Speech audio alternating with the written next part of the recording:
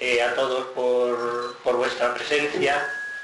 La verdad es que no creíamos que iba a venir tanta gente. Yo personalmente, un viernes y con carnaval en medio y con los pocos medios que tenemos nosotros para promocionar nuestros actos, pues la verdad es que os agradezco mucho vuestra presencia. Bueno, algunos de vosotros, los más revoltosos, nos habéis dicho que por qué hacemos este acto en un centro de la Caja de Castilla-La Mancha, con lo que es la Caja de Castilla-La Mancha. Y bueno, pues yo, deciros dos cosas. En primer lugar, tenéis razón con lo que es la Caja de Castilla-La Mancha, pero también os recuerdo a todos que la Caja de Castilla-La Mancha la hemos pagado entre todos y entonces me parece que está bien que la usemos todos, y más para una cosa como esta.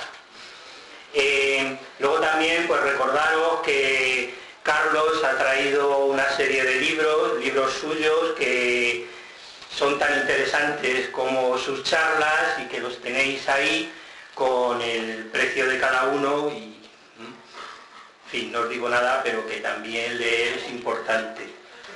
Y bueno, ya sin más, pues vamos a empezar el acto. También os rogaría que luego cuando abramos el turno de preguntas, pues seáis lo más breve posible.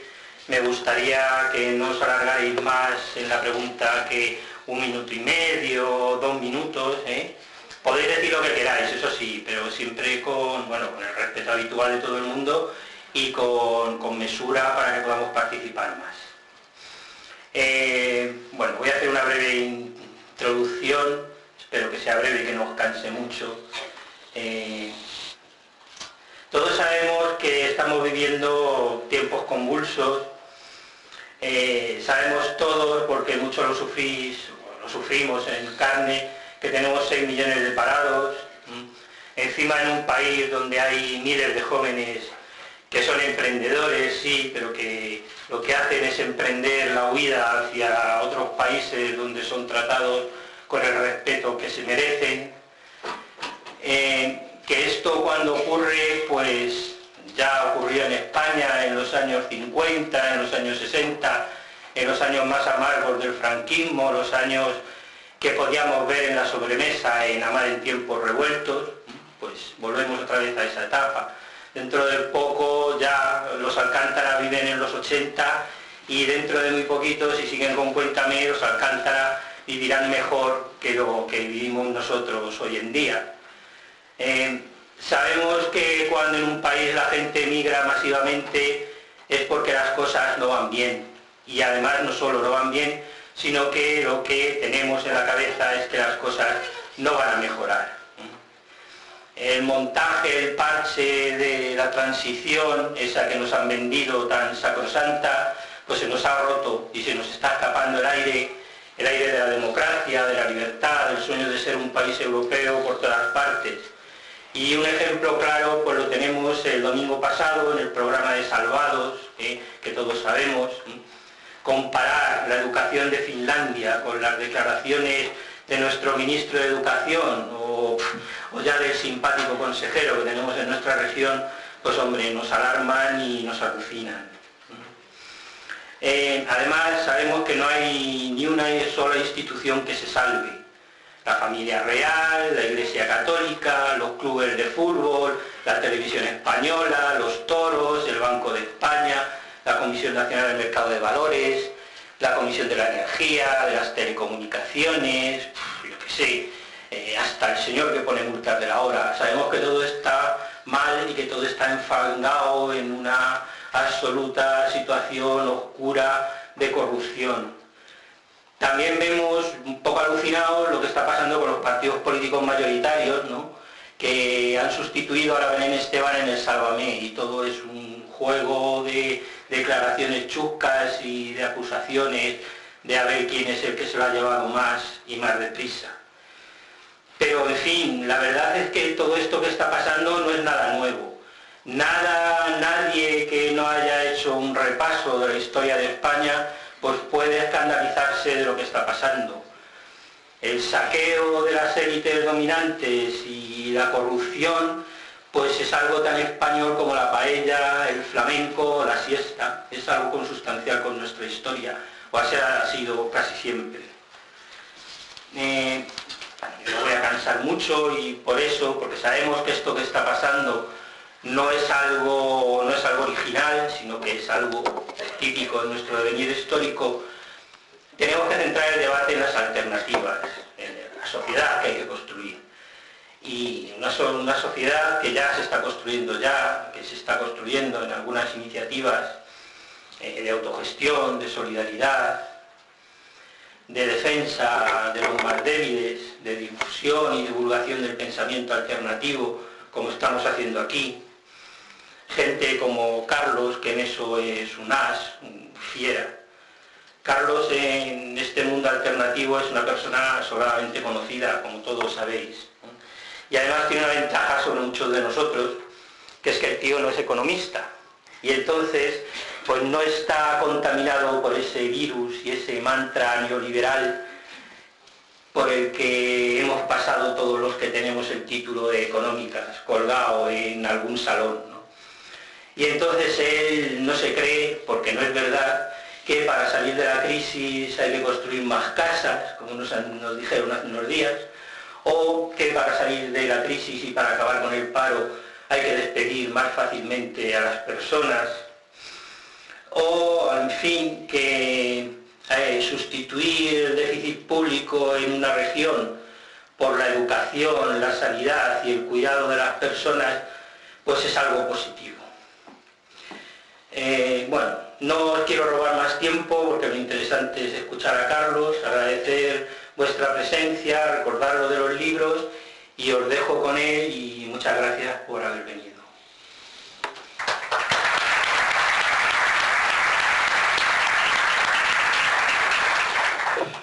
Muchas gracias a ti, Fernando, por tus palabras de presentación y buenas tardes a todas y a todos.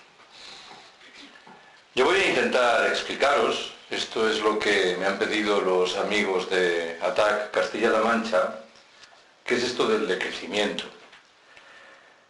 Siempre que lo hago, me gusta recordar que hace un par de años, hablando con una colega de universidad, me dijo que había asistido a una charla sobre decrecimiento y que le parecía que era una propuesta extremadamente atractiva.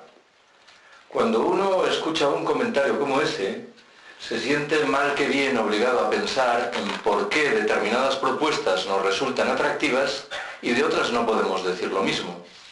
Y yo creo que en el caso preciso del decrecimiento, la explicación es doble, remite a dos circunstancias distintas y probablemente contradictorias entre sí. Creo que inmediatamente tendréis la oportunidad de comprobar que la propuesta del decrecimiento es provocadora. Si el discurso que oímos todos los días, en labios de los políticos, de los comunicadores, subraya que resolveremos de manera casi mágica todos nuestros problemas, si recuperamos la senda del crecimiento, nosotros estamos diciendo lo contrario, o al menos estamos invitando a recelar de las presuntas virtudes del crecimiento económico. Si esta es una cara de la cuestión, la otra subraya que siendo la propuesta del decrecimiento provocadora, toca, sin embargo, fibras sensibles que todas y todos llevamos dentro de la cabeza. De tal manera que estoy seguro de que cuando abandonéis este salón de actos, convendréis conmigo en que con cierta frecuencia en vuestra vida cotidiana, de manera espontánea, la perspectiva del decrecimiento se ha manifestado. Antes de entrar en materia, lo hago siempre, me gustaría deshacer tres posibles malentendidos que pueden rodear a lo que vais a escuchar a continuación. Lo primero que debo subrayar es que se discute mucho sobre si el proyecto del decrecimiento es realizable o no dentro del capitalismo.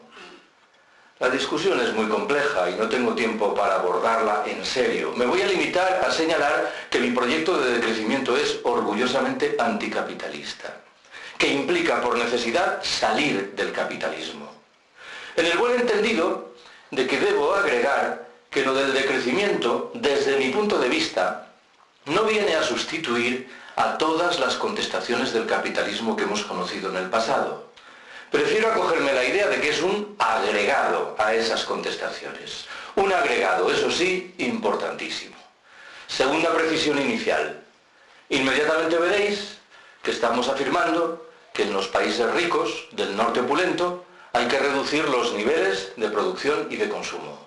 Alguien se preguntará inmediatamente, ¿y pedís lo mismo para los países pobres del sur? La respuesta es no, pero el no creo que se explica por sí solo. Si la renta per cápita en Níger o en Burkina Faso es 30 veces inferior a la nuestra, no parece que tenga mucho sentido que encima pidamos que los habitantes de esos castigados países reduzcan sus niveles de consumo. Conviene que justifique, sin embargo, el pero. Los habitantes de esos castigados países deben tomar nota de lo que nosotros hemos hecho mal, siquiera solo sea para no repetir nuestros errores. Voy a por la tercera y última de las precisiones. En modo alguno deseo ignorar que en el norte rico, en nuestros países, también hay pobres. Si alguien se pregunta si estamos pidiendo que reduzca sus niveles de consumo una viuda que cobra una pensión no contributiva de 400 euros mensuales, responderé inmediatamente que no. Cualquier proyecto de decrecimiento sensato tiene que serlo al mismo tiempo de redistribución radical de la riqueza. En uno de esos libros que he traído, en un momento determinado, me hago eco de un argumento que guarda mucha relación con lo que acabo de deciros. La economía española en el año 2007, antes del inicio de la crisis mal llamada financiera, era 100. Hoy estamos probablemente en un 96. Alguien dirá, tampoco parece que sea un retroceso tan llamativo. ¿Cuál es nuestro problema? Nuestro problema está en cómo se distribuye esa riqueza. El problema no es el 100, ni el 96, ni el 110 que gustarían de alcanzar nuestros dirigentes políticos. Parto de la presunción, de la certeza, de que con 80 y esa riqueza bien distribuida podríamos vivir mejor con menos. Bueno, hechas estas observaciones iniciales, entro ahora sí en materia. Primera apreciación que quiero trasladaros. En la visión dominante en nuestras sociedades, el crecimiento económico es, digámoslo así, una bendición de Dios. Lo que se nos viene a contar es que allí donde hay crecimiento económico hay también cohesión social, servicios públicos razonablemente asentados, niveles altos de consumo, la desigualdad, el desempleo y la pobreza, en fin, no ganan terreno. Sobran las razones, desde mi punto de vista, para recelar de todas estas supersticiones. Me vais a permitir que enuncie media docena. Primera, el crecimiento económico no genera o no genera necesariamente cohesión social. Bien sabéis que China ha crecido espectacularmente en los 2 últimos decenios. No creo que nadie sostenga en serio que China es hoy un país socialmente más cohesionado de lo que lo era 20 años atrás. Segunda, la relación del crecimiento económico con la creación de puestos de trabajo es mucho más nebulosa de lo que pudiera parecer. Las economías capitalistas desarrolladas han crecido notablemente en los 3 últimos decenios, en los cuales, y sin embargo, han procedido a destruir, en términos objetivos absolutos, puestos de trabajo. Tercera, el crecimiento económico se traduce muy a menudo en agresiones medioambientales literalmente irreversibles, que configuran, claro, un legado dramático para los derechos de las generaciones venideras. Cuarta, en paralelo, el crecimiento económico propicia el agotamiento de recursos básicos que sabemos no van a estar a disposición de esas futuras generaciones que acabo de mencionar.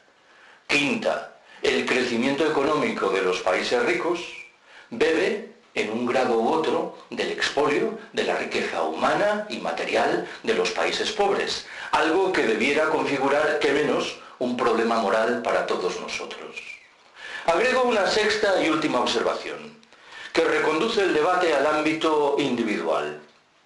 Hay muchos autores que sostienen que somos víctimas de un genuino modo de vida esclavo, que nos hace pensar que seremos más felices cuantas más horas trabajemos, más dinero ganemos y, sobre todo, más bienes acertemos a consumir. Los pilares de este modo de vida esclavo son, como poco, 3. El primero se llama publicidad. Bien lo sabéis.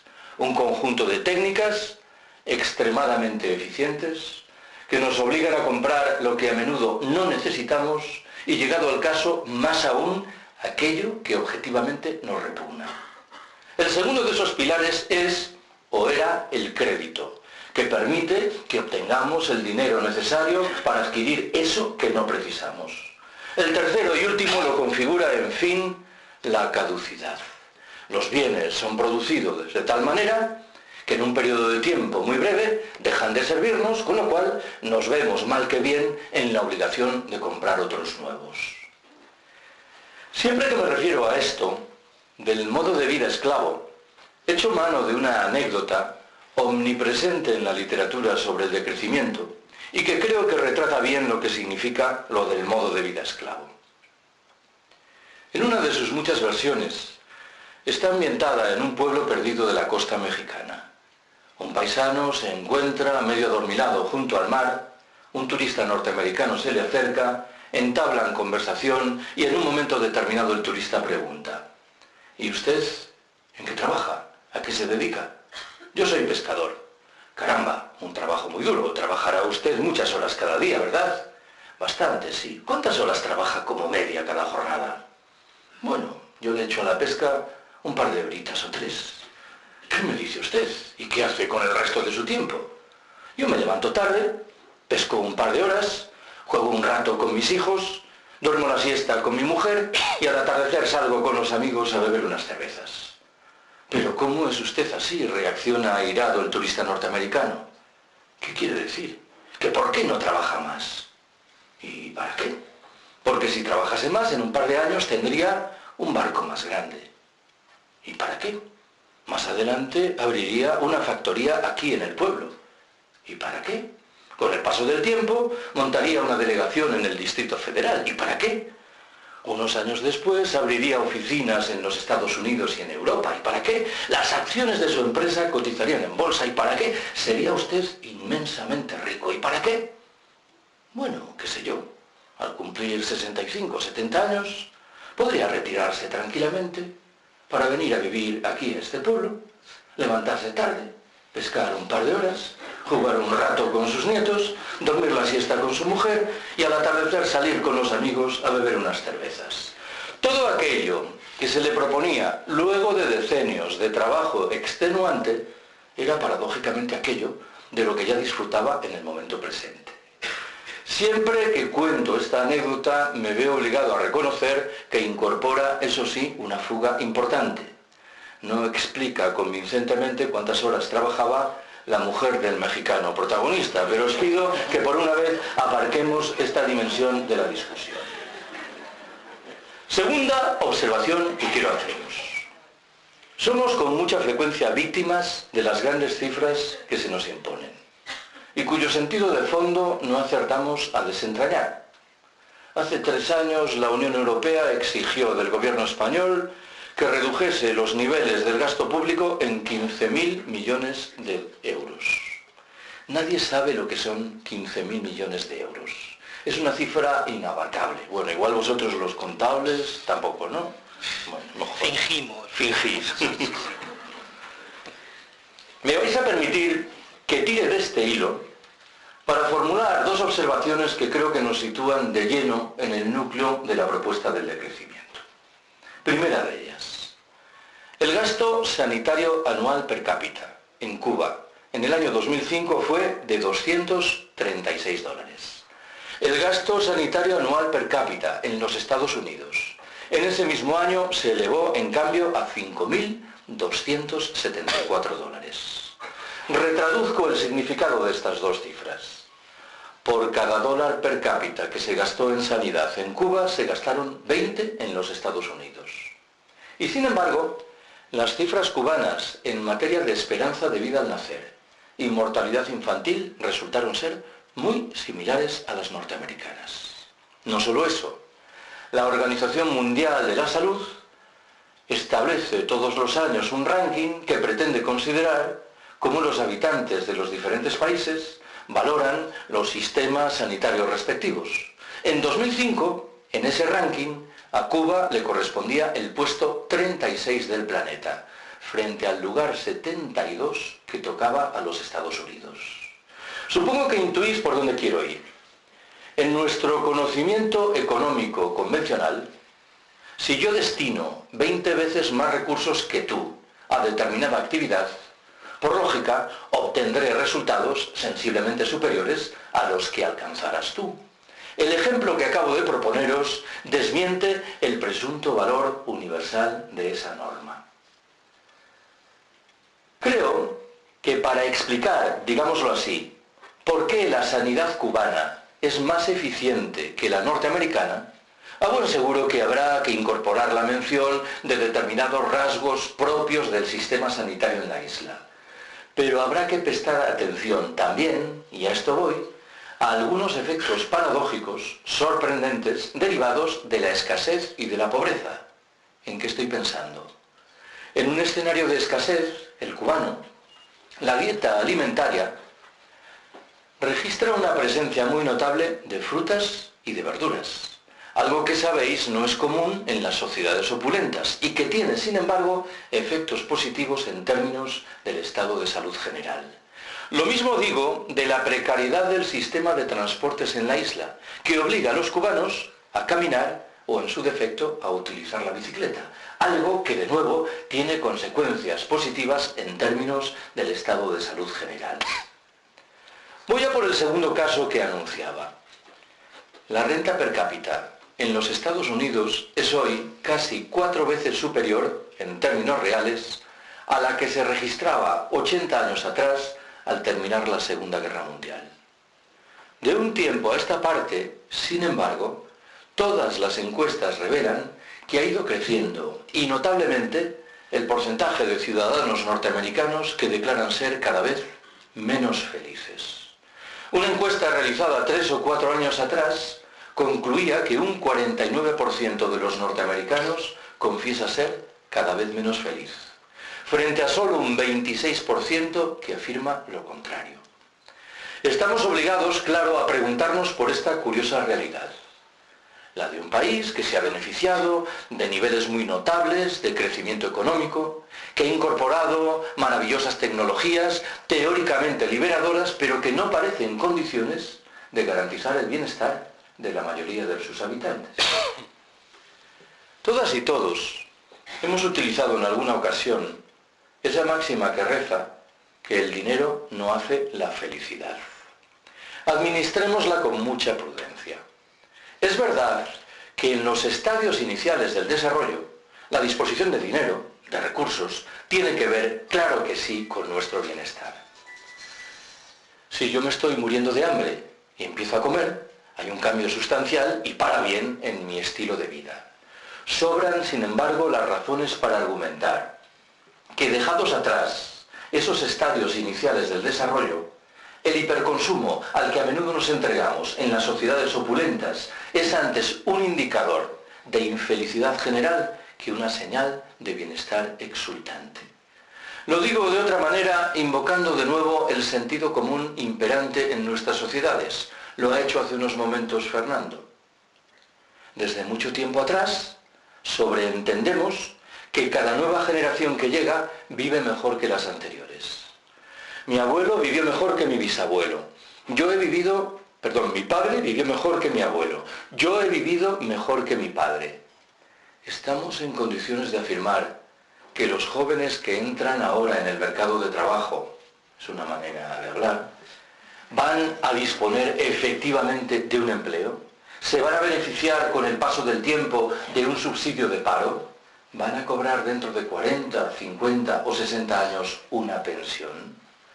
Me temo que nadie está en condiciones de responder de manera taxativamente afirmativa a todas estas preguntas que nos emplazan delante de una genuina crisis de nuestra civilización.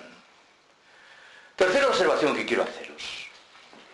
Detrás de la propuesta del decrecimiento hay una conciencia clara en lo que se refiere al relieve de un problema central: los límites medioambientales y de recursos del planeta. Si vivimos en un planeta con recursos limitados, no parece que tenga mucho sentido que aspiremos a seguir creciendo ilimitadamente. Me vais a permitir, de nuevo, que para explicar esto eche mano de 3 metáforas diferentes que retratan otras tantas aristas de la cuestión. Primera de ellas. Estamos en un barco que se mueve a una velocidad de 25 nudos, camino de un acantilado con el que inexorablemente, a menos que cambiemos el rumbo, vamos a chocar. ¿Qué es lo que hemos hecho en los últimos años al calor del célebre protocolo de Kioto? Hemos reducido un poco la velocidad del barco. Ya no nos movemos a 25 nudos, sino a 23. ¿Cuál es el efecto principal de esta reducción? Si el pronóstico inicial sugería que tardaríamos 50 días en tocar el acantilado, hoy sabemos que tardaremos 53. No parece que sea de mucho consuelo. El problema principal, que es el rumbo del barco, no lo hemos afrontado. Voy a por la segunda de las metáforas, que bebe de la condición del barco tal vez más conocido de la historia, el Titanic. ¿Por qué murió tanta gente a bordo del Titanic? Por una razón fácil de identificar. Los botes salvavidas no permitían acoger a tantas personas como se hallaban a bordo del buque. Esto, en términos claros de la metáfora, tenía remedio. La respuesta es sí. El remedio pasaba por desmantelar los camarotes de lujo del Titanic y utilizar la madera para construir nuevos botes salvavidas. En este caso, estoy obligado a subrayar lo que entiendo que está claramente expresado en la metáfora. El sentido común imperante en nuestras sociedades nos dice que debemos encarar la resolución de todos los problemas de tal manera que nadie pierda. Esta es una genuina estafa moral. Quienes nos han situado al borde del precipicio económico, social y ecológico, por ley, deben perder. Voy a por la tercera y última de las metáforas. Imaginaos un lago en el que hay un nenúfar. Sabemos que el nenúfar se multiplica al ritmo de 2 por 1 cada día. Si el lunes hay un nenúfar, el martes habrá 2. Sabemos también que conforme a ese ritmo de multiplicación, el lago estará repleto de nenúfares al cabo de 20 días, con lo cual las plantas, faltas de espacio vital, perecerán. Si yo ahora os preguntase, ¿en cuál de esos 20 días pensáis que el lago estará cubierto en su mitad por nenúfares? Un procedimiento de razonamiento rápido y espontáneo tal vez aconseje responder, el día 10. No es la respuesta correcta.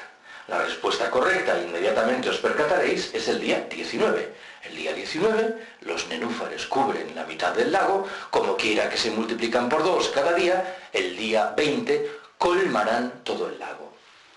El día 18 los nenúfares ocuparán una cuarta parte del lago. El día 17 una octava parte. El día 16 una 16ª parte. Pongamos por caso que estamos en el día 16. Alguien dirá, no es tan grave lo que hemos hecho. Solo hemos dañado una 16ª parte de la superficie del planeta. Pero alguien replicará, me temo, con mejor criterio. Hemos puesto en marcha un proceso endiabladamente rápido, de tal manera que nos quedan solo 4 días. Y de tal manera, por añadidura, que cuanto más demoremos nuestra intervención, mayores energías, mayores esfuerzos, mayores recursos serán necesarios.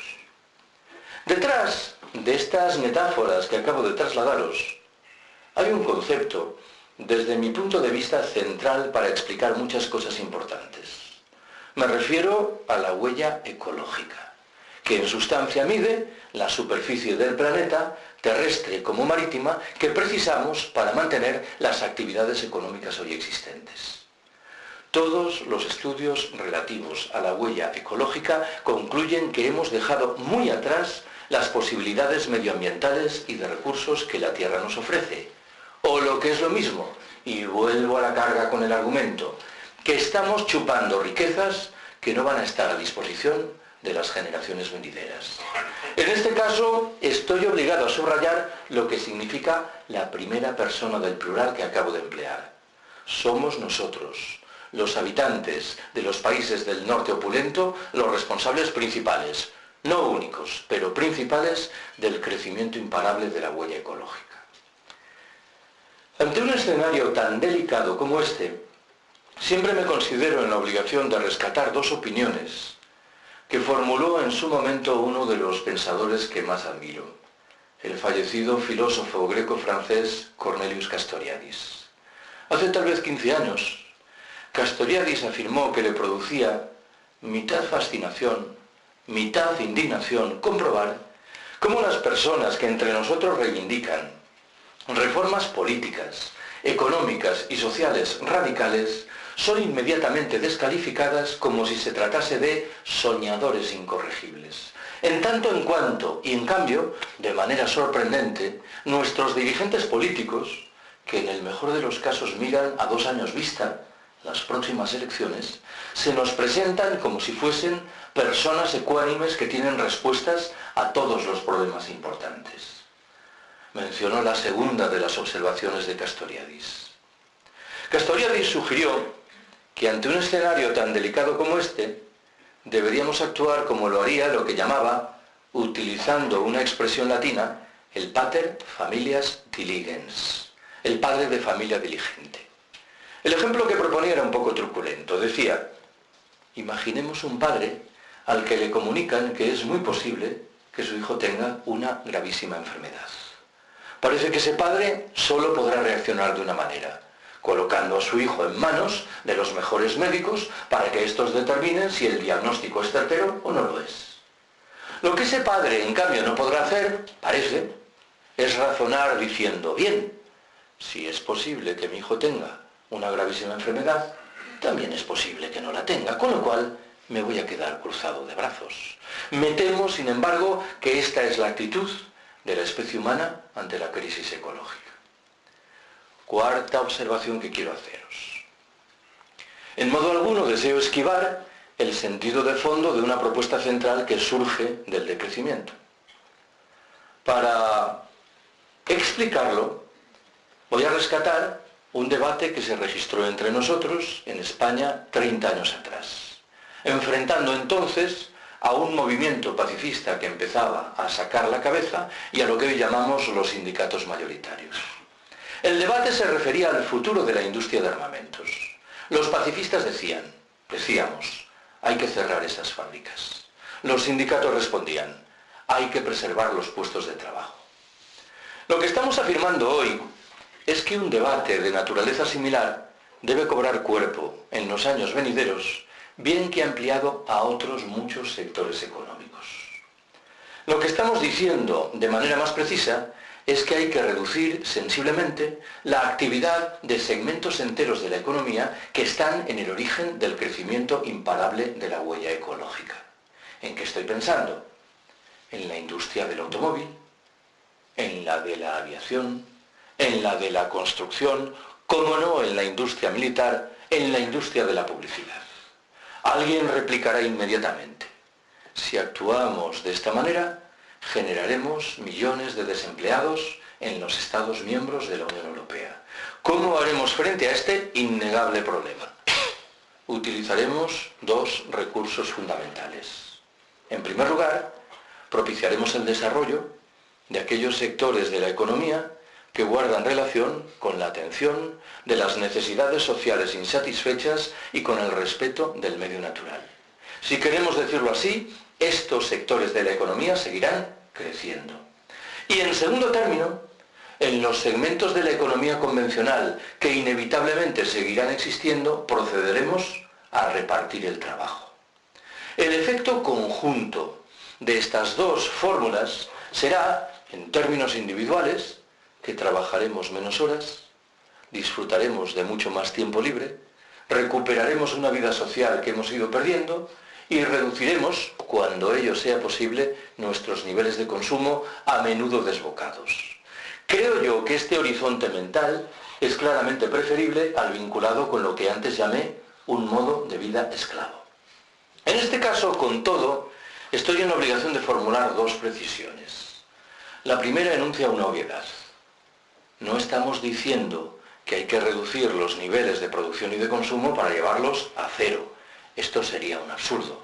Estamos diciendo que hay que reducirlos para reconstruir niveles razonables de huella ecológica.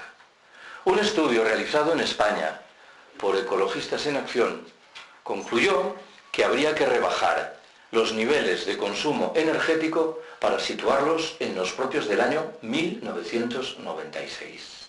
No estamos reivindicando, como dicen algunos, un retorno a la edad de la piedra. 1996 no es la edad de la piedra. Aunque dicho sea de paso, la edad de la piedra tal vez tiene algunas ventajas nada despreciables. Formulo la segunda precisión. Me interesa muy mucho subrayar que la propuesta del decrecimiento no tiene un cariz triste y sombrío. La principal página francesa por el decrecimiento se autotitula Página por la alegría de vivir.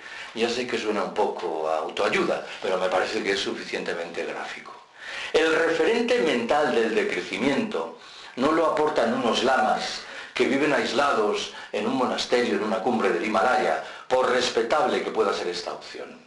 Si alguien se pregunta, por ejemplo, lo digo siempre, ¿qué es lo que los principales teóricos del decrecimiento reivindican en materia de intercambio sexual? Reclaman, valga la paradoja, un crecimiento general de las relaciones correspondientes, que justifican sobre la base de la necesidad de recuperar la vida social que hemos ido dilapidando, obsesionados con la producción, el consumo y la competitividad. Últimamente me da por contar que hace exactamente un año, en febrero de 2012, estuve hablando sobre decrecimiento en la Asamblea Popular del 15M en el Escorial, en Madrid. Y dije esto, y al final de la charla se me acercó un buen hombre, de unos 40 años de edad, y me dice: hay una cosa que has dicho, Carlos, que me ha gustado muchísimo. Anda, ¿y qué es? Eso de que tenemos que follar más y mejor. Dice: hombre, yo no lo he dicho exactamente así. ¿No te importa la verdad que te dé un consejo? No, no, dime. Cuéntalo al principio de la charla y luego ya sueltas todo ese rollo de la autogestión y de la...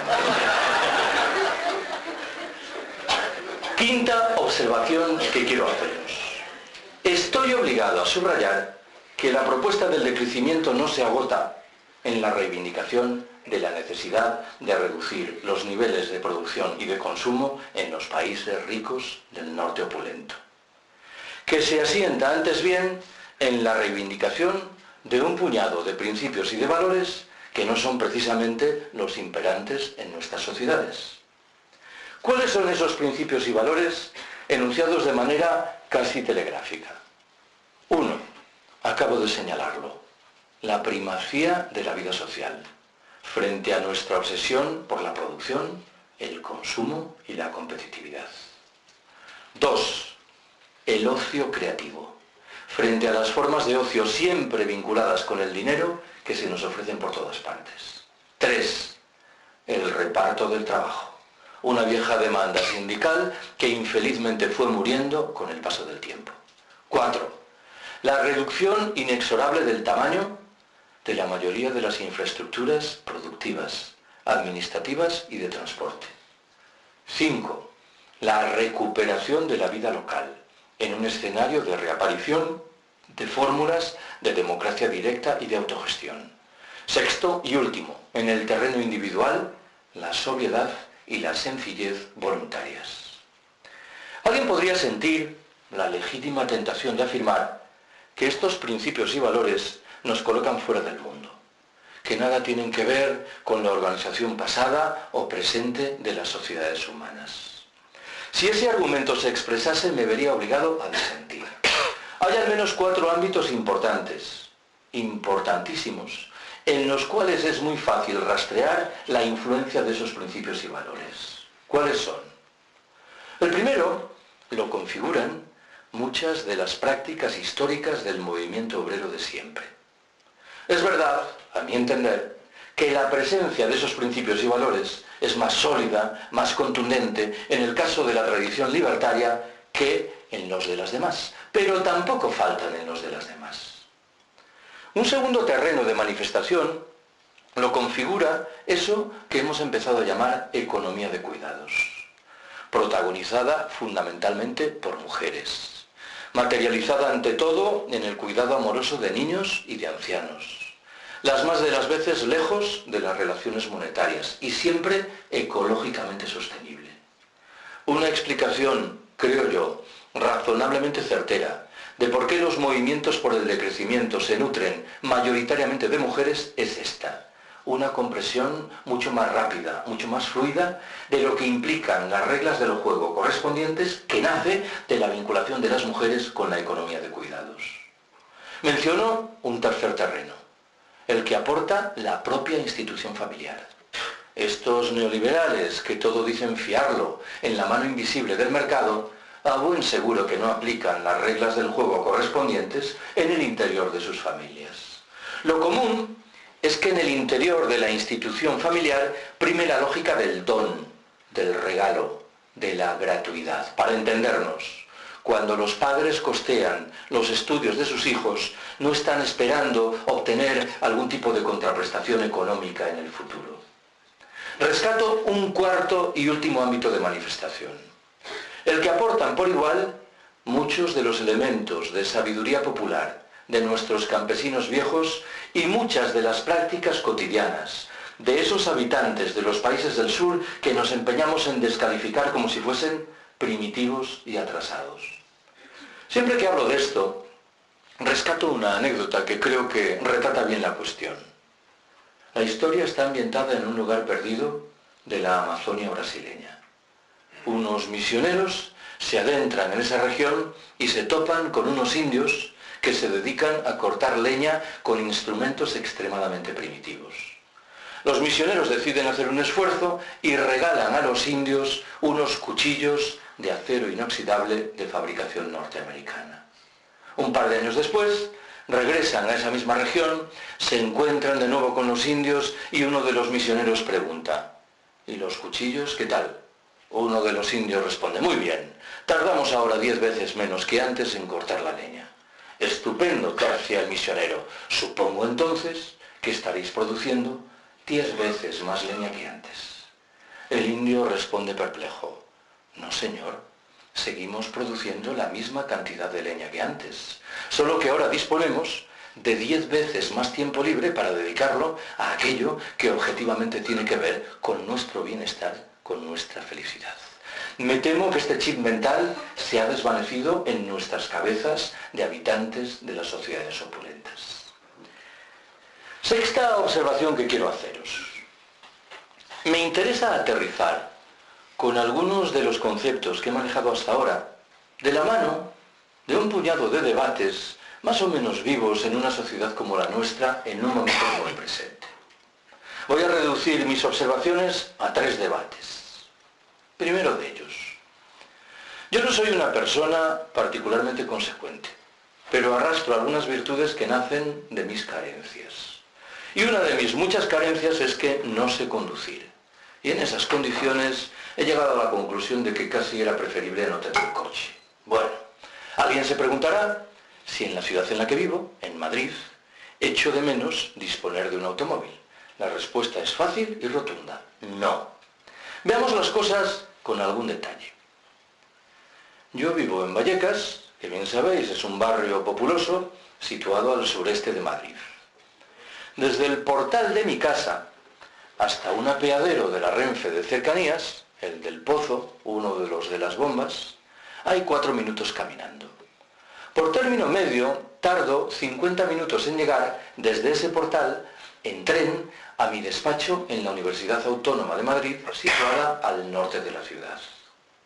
¿Qué ocurriría si dispusiese de un automóvil? Es verdad que muchos días llegaría antes. Tardaría, qué sé yo, 25, 30, 40 minutos. Pero no es menos cierto, primer problema, que otros días no sabría a qué hora llegaba. Claro, si me veo inmerso en uno de los gigantescos atascos comunes en las grandes ciudades y resulta que tengo que dar clases a las 8:30 de la mañana y hay 60 alumnos esperándome, mal negocio es el que me invita a llegar tarde 40 minutos. En segundo lugar, creo que no preciso justificar que en términos ecológicos, el transporte público en general, el tren en particular, es manifiestamente preferible al automóvil, tanto más cuanto que, como sabéis, este último suele ir ocupado por una única persona.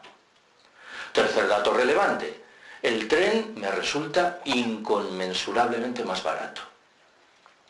La literatura sobre decrecimiento está llena de exhortaciones dirigidas a las personas que disfrutan de un automóvil y encaminadas a que calculen ¿cuál es el porcentaje de las horas que trabajan que precisan para mantener el automóvil? ¿Qué significa esto de mantener el automóvil? Comprarlo, pagar los impuestos, las reparaciones, los seguros, la gasolina.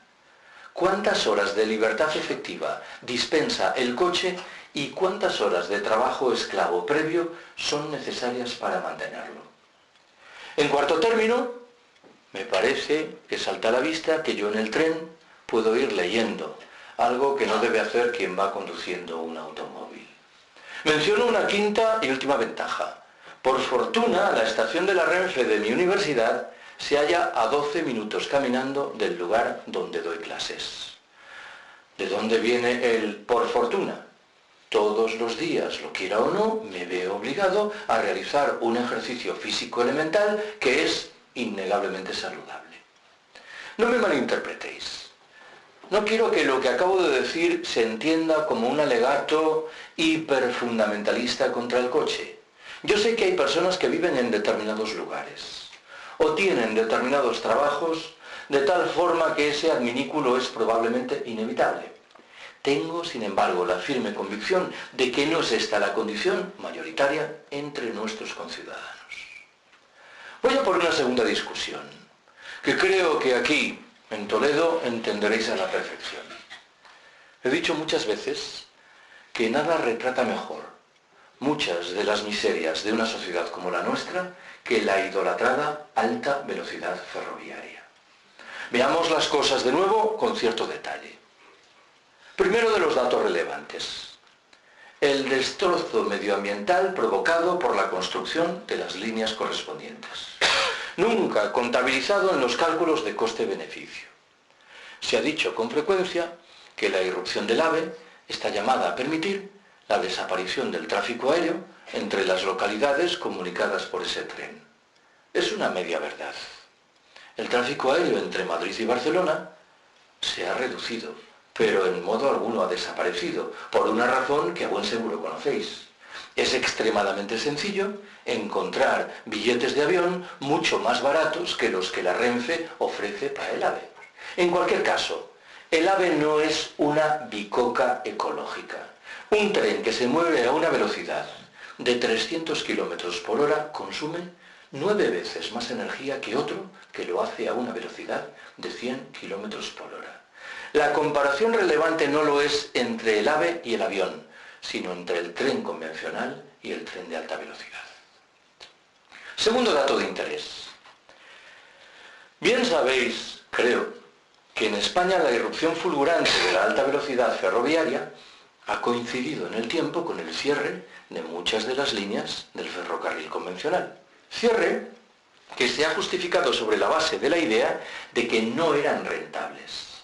Pregunto yo, si los recursos faraónicos asignados a la construcción de las nuevas líneas de alta velocidad y los destinados durante decenios a la construcción paralela en descarado provecho del transporte privado, de autovías y autopistas, se hubiesen desviado, siquiera fuese parcialmente, a modernizar el sistema de ferrocarril convencional, ¿podríamos afirmar que este último no es rentable?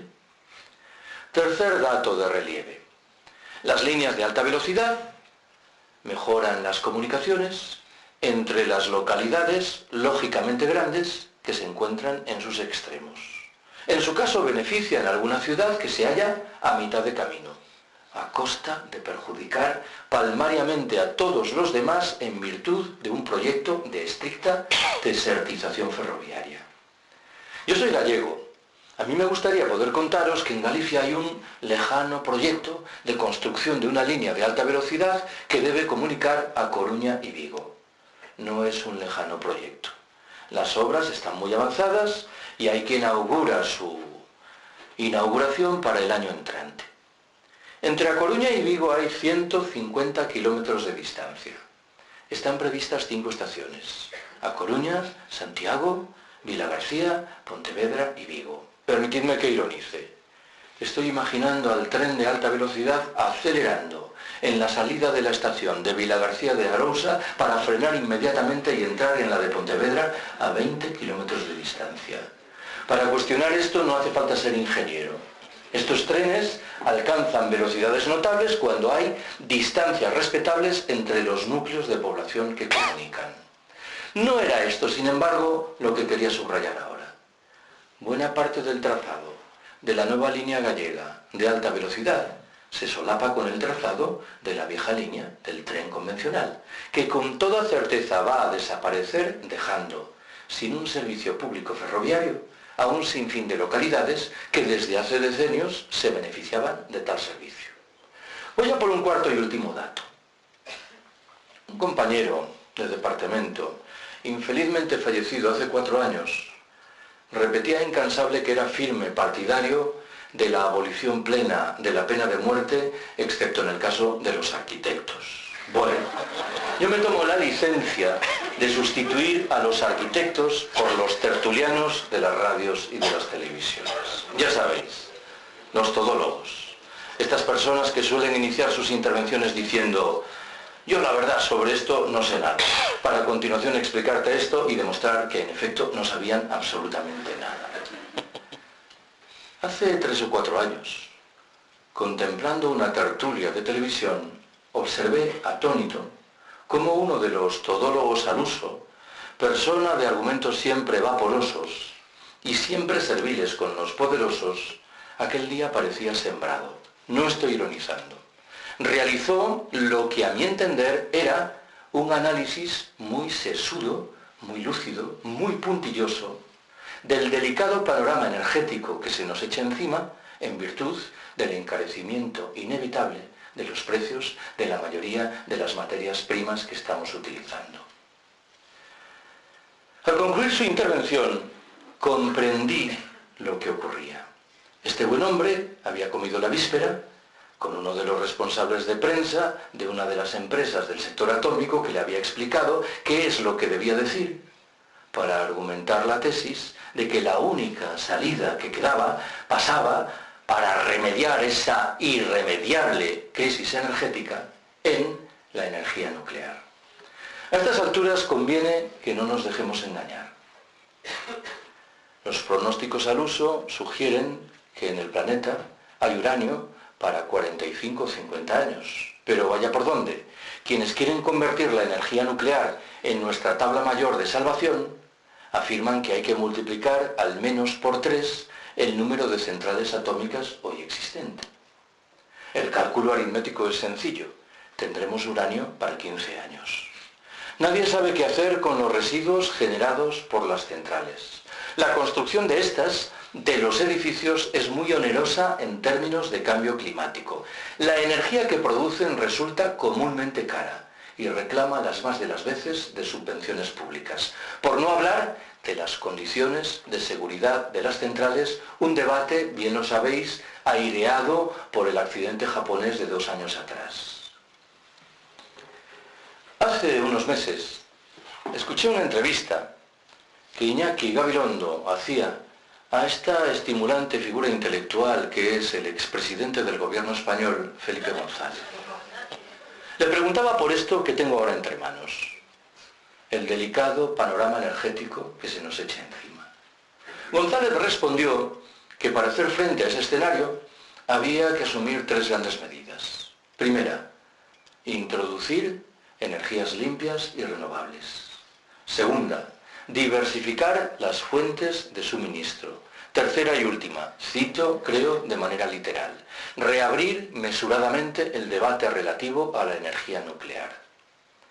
No me interesa ahora glosar lo que González dijo, sino llamaros la atención sobre aquello que llamativamente no dijo. ¿Y qué fue lo que llamativamente no dijo? Que teníamos inexorablemente que reducir nuestros niveles de consumo energético, cuando parece que esta es la respuesta más lógica en un escenario de escasez. Si alguien a estas alturas es tan ingenuo como para preguntarse por qué González no dijo lo principal que tenía que decir, responderé que no es que tuviese un mal día, que le puede pasar a cualquiera, es que cobra mucho y bien desde hace tiempo de poderosas empresas del sector energético. Su silencio era manifiestamente cómplice. Para hacer frente al delicado panorama energético que se nos echa encima, tenemos que arbitrar 2 grandes medidas. La primera pasa, claro que sí, por desplegar energías limpias y renovables, pero nunca al servicio de nuestro estilo de vida despilfarrador, derrochador, entre otras razones por una muy prosaica, no dan para eso. El segundo de los grandes elementos que hay que incorporar simultáneamente es el designio firme de reducir, que podemos hacerlo, nuestros niveles de consumo energético. Séptima y última observación que quiero haceros. Hace unos años se publicó en Francia un libro en cuyo propio título el autor señalaba lo que entendía que eran semejanzas entre la crisis de 1929 y la del momento presente. A buen seguro que cuando este ensayista francés echaba mano de esa comparación, en modo alguno deseaba transmitirnos un mensaje tranquilizador. No olvidéis que la crisis de 1929 estuvo en el origen del asentamiento de los fascismos en la Europa del decenio siguiente. No olvidéis que estuvo en el origen, por decirlo así, de la propia Segunda Guerra Mundial.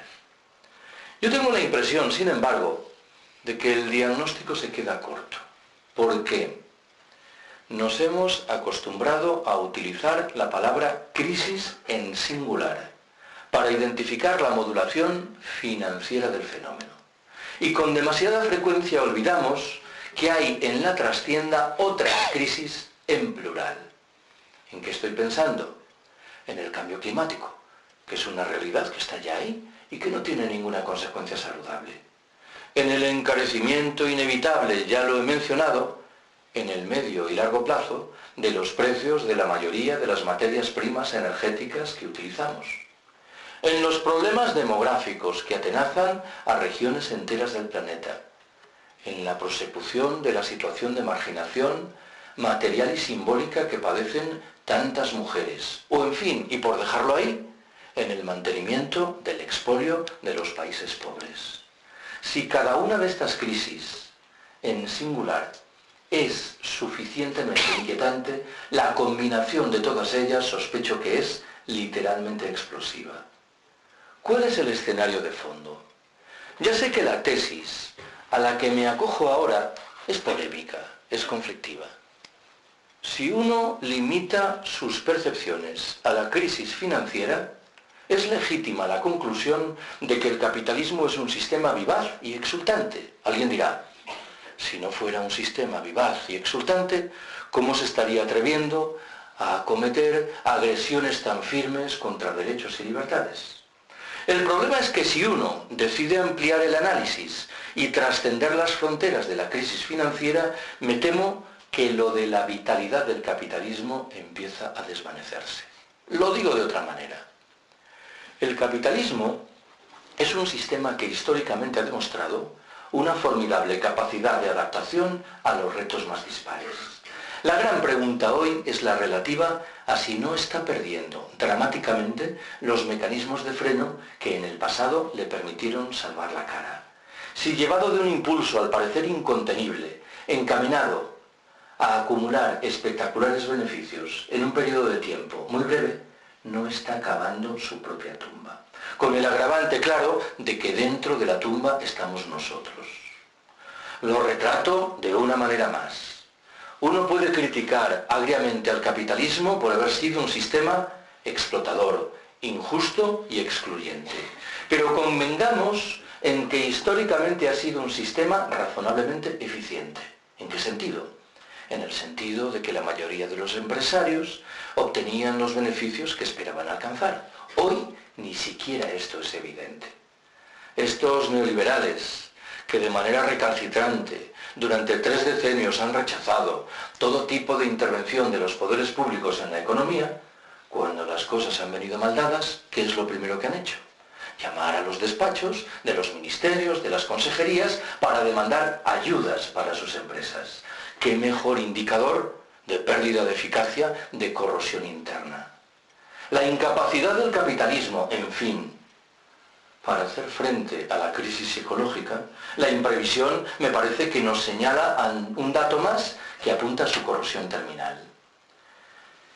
He contado muchas veces que hace unos meses, en una charla pública, alguien me preguntó si pese a todo no apreciaba en los estamentos oficiales algún tipo de conciencia en lo que respecta a las urgencias en este terreno.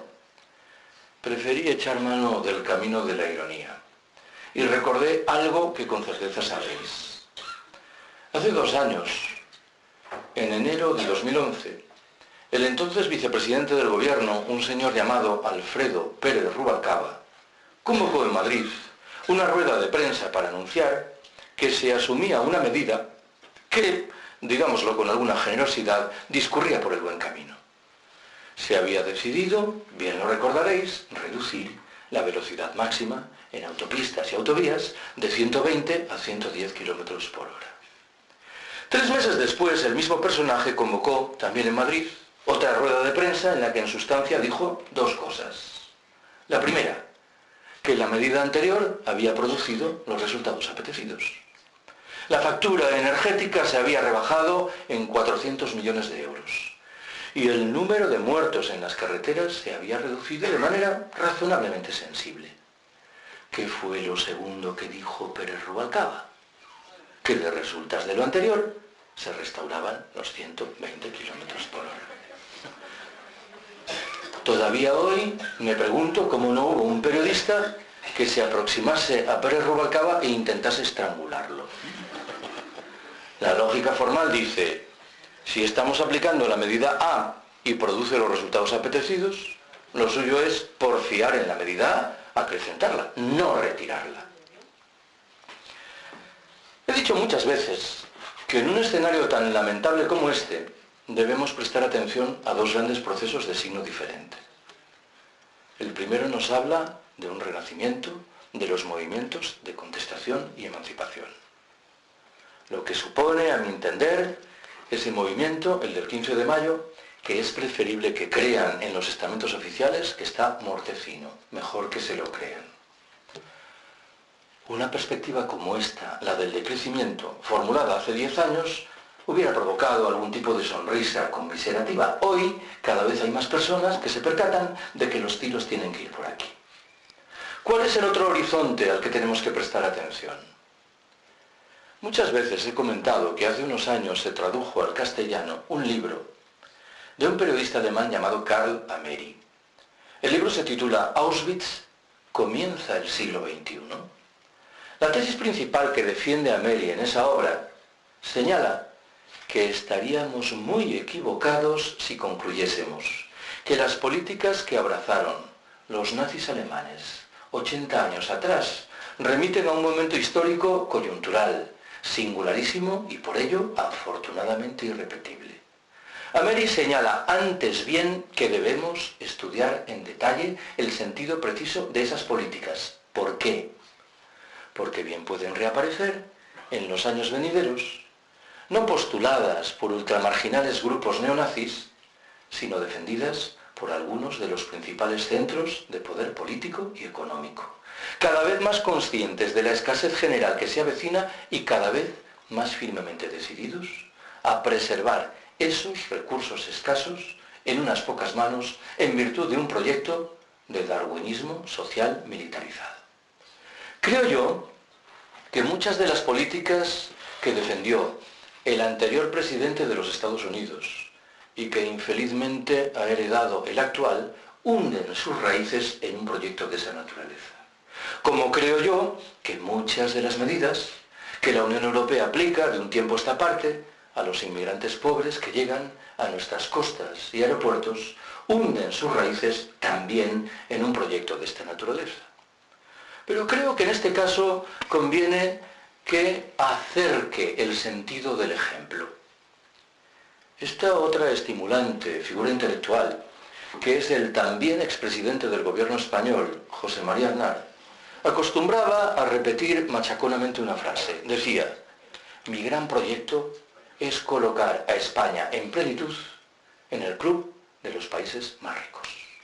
Ojo con la frasecita. ¿Qué es lo que suscita en mi cabeza?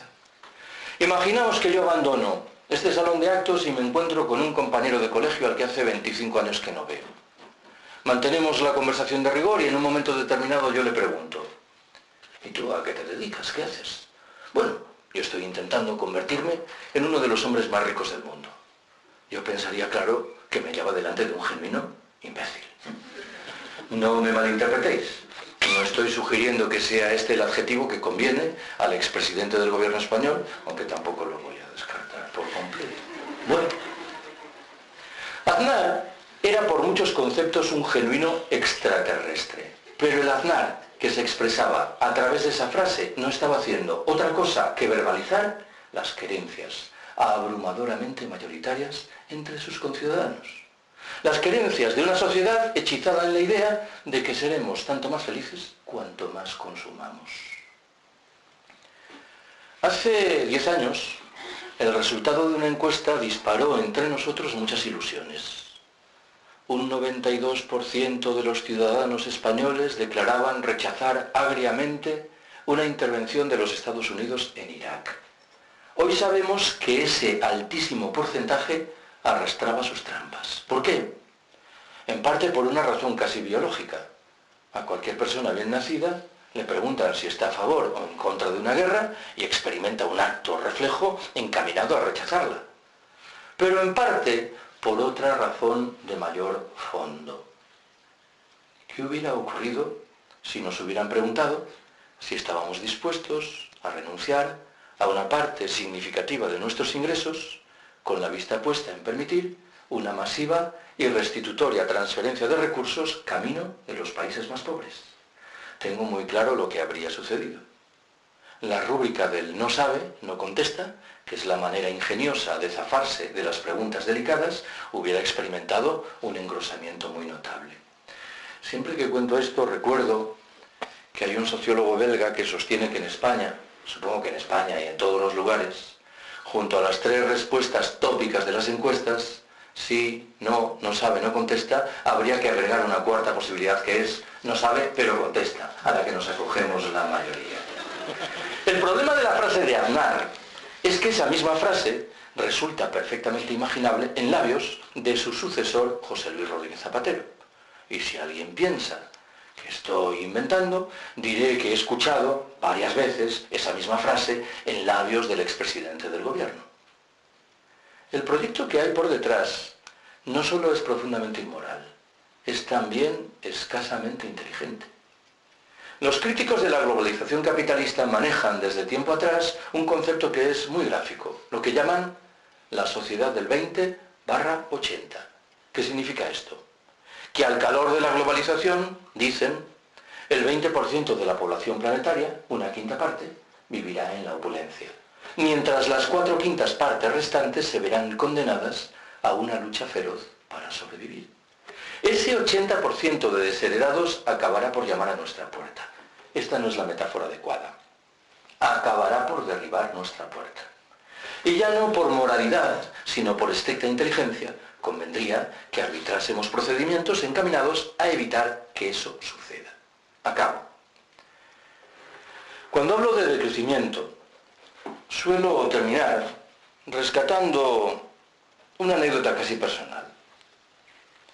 Hace un par de años o 3 me invitaron en Madrid a participar en una mesa redonda que compartí con una mujer que, por lo que me explicaron, era una estrella en ascenso de televisión española sometida a los dardos críticos del Partido Popular, que entendía que era una izquierdista desbocada.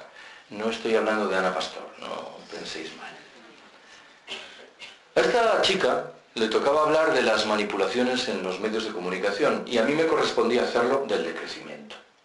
No eran 2 materias que tuviesen una relación fluida entre sí.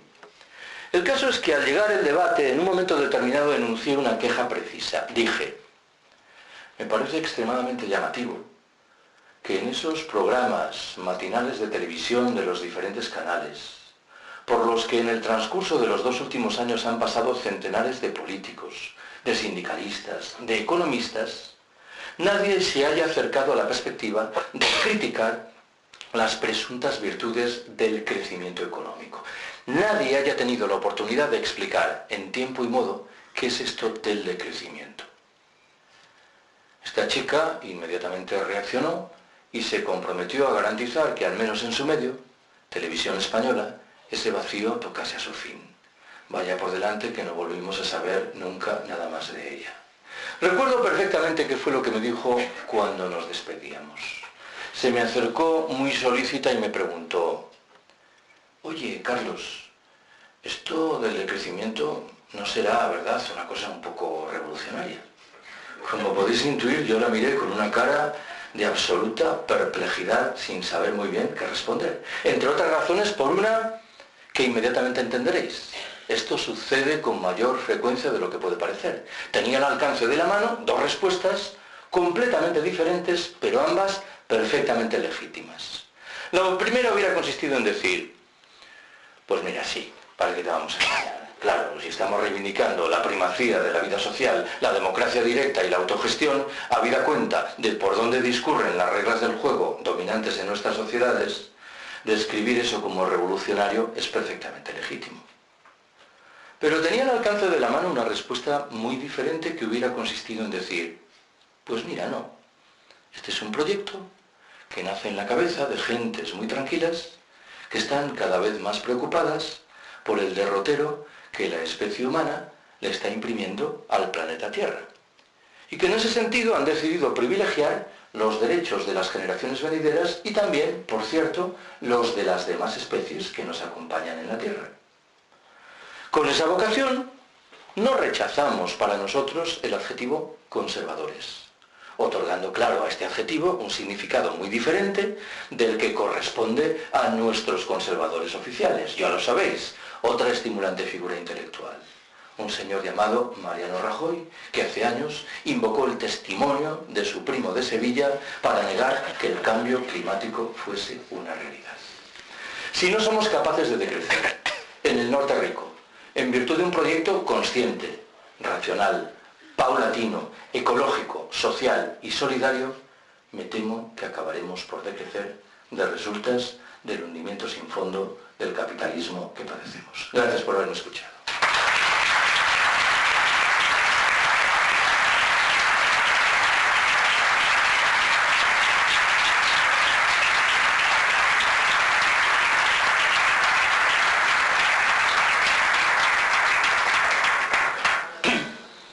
Bien, vamos a empezar el turno de palabras. Antes pues quiero recordaros dos cosas. Primero, me recuerdan con toda la razón del mundo que este acto ha sido posible gracias a la Federación de Asociaciones de Vecinos de Toledo, aparte de nuestra organización Atadas Castilla-La Mancha. Y en segundo lugar, también os quiero recordar que tenemos previsto realizar otro acto el próximo día 27 de febrero, miércoles, en el que nos acompañará Paco Álvarez Molina y nos hablará de la economía del bien común, a la misma hora y en el mismo sitio. Y ahora ya pues empezamos el turno de palabras. Si te parece, Carlos, vamos de 3 en 3 o... Muy bien. ¿Vale? Pues cuando queráis, papelillo, me decís un nombre, os tomo nota y... Vea, ¿quién se lanza? ¿Quién es el primero? Aviso que he preparado una prueba tipo test, entonces creo que vuestro interés es evitar que la despliegue. Pues...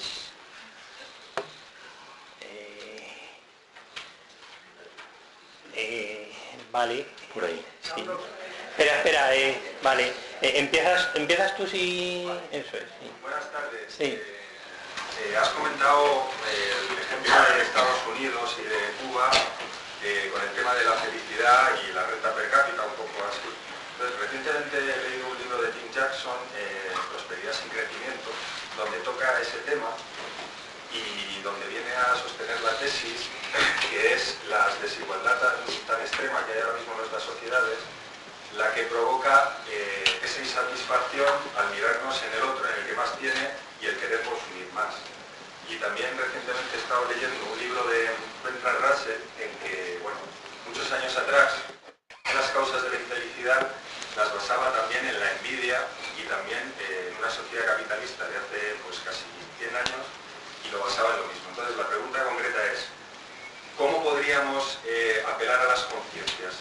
De una forma individual para que cada conciencia conciencia asumiese que esta es la forma de salvarnos todos y salvarnos individualmente, o es una lucha política porque las sociedades sean más igualitarias y al ser las sociedades más igualitarias cada se destruyese esa afán de vernos en los demás y querer consumir como los demás que están por encima de nosotros? Sería la pregunta, no sé si la he...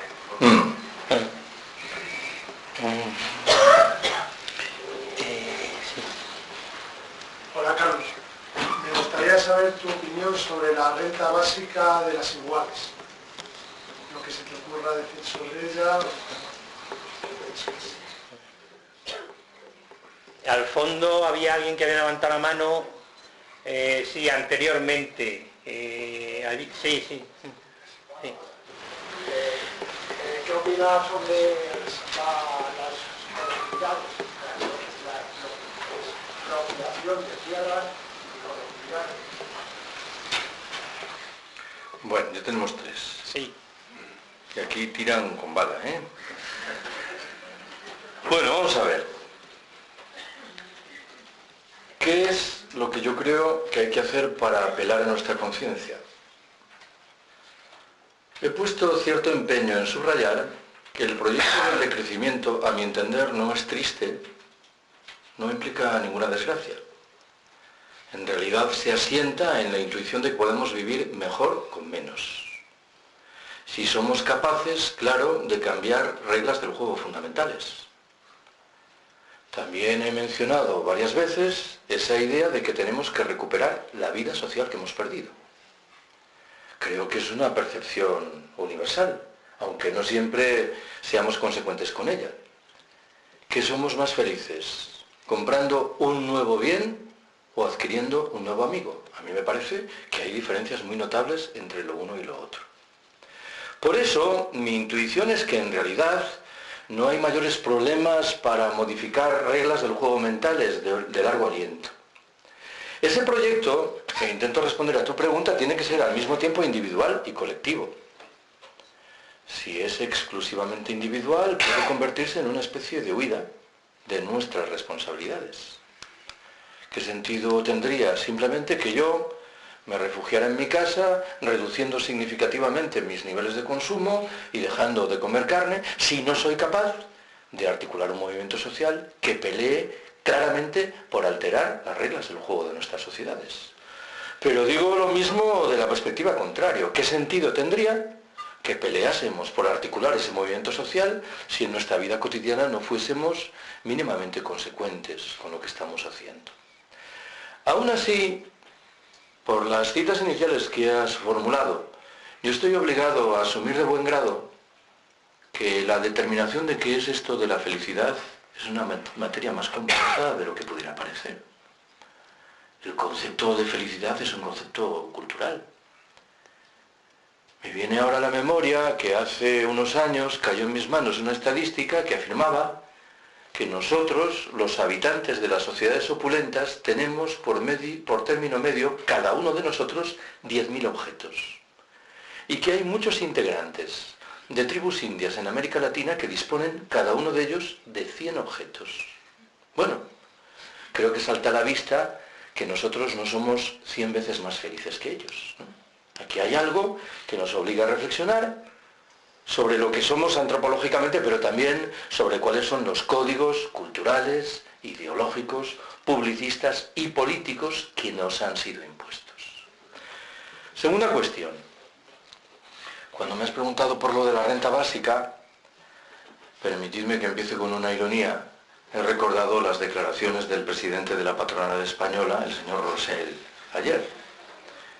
Dijo, la rescato para quien no las haya escuchado, que él mandaría a casa a la mayoría de los funcionarios con un subsidio, porque así se ahorraría en papel y en teléfono. Claro, tengo que ironizar diciendo que esto es una forma de renta básica. Bueno, por lo menos genera un subsidio sin trabajar. A ver, lo de la renta básica lo veo como una propuesta interesante como transición, para hacer frente, por ejemplo, a los innegables problemas que se derivarían de la aplicación de un programa de decrecimiento. Pero creo que hay algunas tramas mentales en la renta básica que merecen alguna discusión. La renta básica implica un proyecto que sigue colocando en manos ajenas la disposición de los recursos y a quién hay que entregarlos. Y yo creo, por encima de todo, en la autogestión y en la desmercantilización. Y el proyecto de la renta básica per se parece que es hostil a la autogestión. He dicho hace un momento, como solución de compromiso en una etapa de transición me parece defendible, pero como proyecto de fondo dudo mucho que lo sea. La expropiación de tierras. Bueno, vamos a ver. Cuando hablo sobre el movimiento del 15 de mayo, normalmente subrayo que a mi entender hoy, dentro del 15M, hay dos posiciones diferentes. La primera es la de quienes piensan que el cometido fundamental del movimiento estriba en elaborar propuestas en la confianza de que serán escuchadas por nuestros gobernantes. Hay otra parte del movimiento, a la que me siento más próxima, que considera en cambio que la tarea fundamental del 15M consiste en abrir espacios de autonomía en los cuales procedamos a aplicar reglas del juego diferentes sin demandar nada de nuestros gobernantes. ¿En qué estoy pensando? En lo que suponen los grupos de consumo, las ecoaldeas en muchos lugares, el modelo de las cooperativas integrales, las fórmulas de banca ética y social que surgen en la base de la sociedad, o por dejarlo ahí, el incipiente movimiento de trabajadores que en régimen autogestionario cooperativo se hacen con la dirección de empresas que están a punto de cerrar. Creo que este viejo designio libertario de articular desde abajo la perspectiva de la autogestión, sea a través o no lo sea de la expropiación material de las tierras o de lo que fuere, es infinitamente más remunerador ahora que las perspectivas que pasan por el viejo proyecto socialdemócrata que recorre de siempre el camino de las instituciones. Lo digo de manera más precisa de la mano de un ejemplo. Yo tengo buena relación y respeto a alguno de nuestros economistas socialdemócratas de bandera. Escucho, por ejemplo, las teorizaciones de Vicens Navarro sobre la necesidad de articular una banca pública. Pero estoy obligado a preguntarme cuánto tiempo podemos permitirnos aguardar a la gestación de una banca pública. Tanto más cuanto que salta a la vista que la propuesta correspondiente tiene que pasar por el cauce de partidos, parlamentos e instituciones. Dejo de lado la posibilidad de que el banco malo sea en realidad una fórmula de banca pública, lo cual invita aún más al recelo. En ese escenario me parece que paradójicamente hoy la perspectiva de la autogestión y de la desmercantilización es infinitamente más interesante.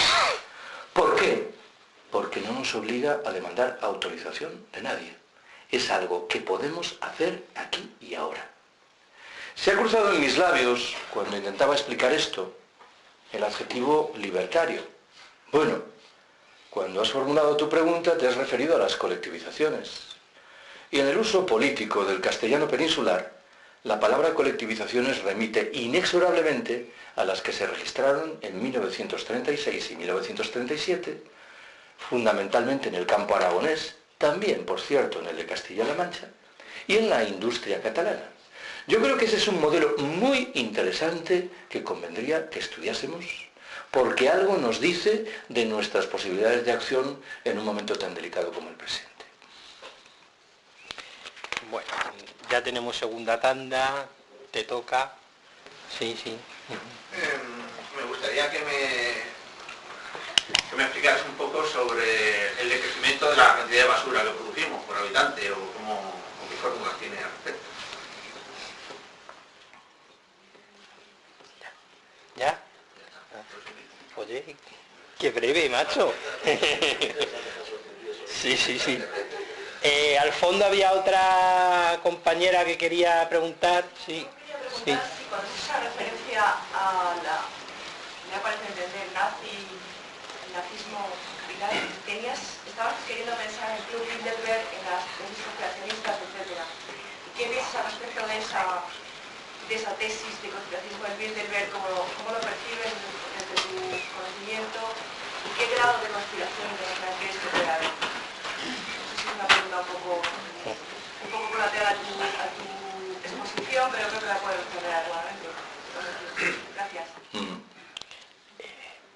toca, sí. Sí. Carlos, ¿qué opinión te merecen las experiencias andinas estas que deben denominar buen vivir, vivir bien, o como queramos decir en ese sentido? Nada más. Bueno, en primer lugar lo de la basura.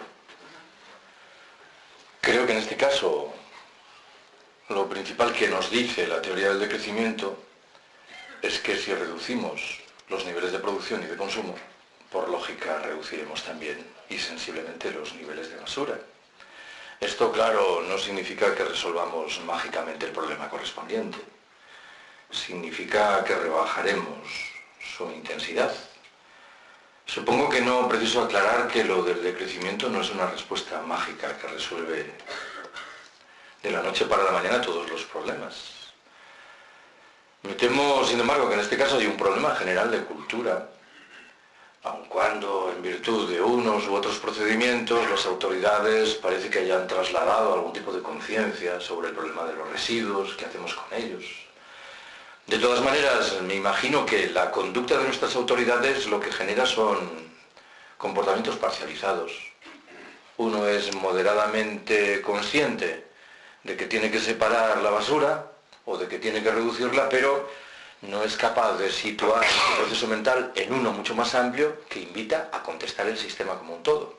Y en ese sentido creo que lo del decrecimiento sí que es un producto que ofrece herramientas interesantes para cuestionar.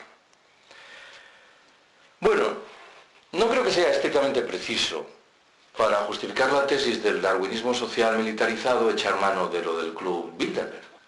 Pero tampoco está de más, digamos que encaja en la lógica del argumento. Quiero decir que, aunque no existiese el Club Bilderberg, parece evidente que en la trastienda de las grandes corporaciones económico-empresariales hay reuniones de gentes que toman decisiones importantes que nos afectan de manera dramática.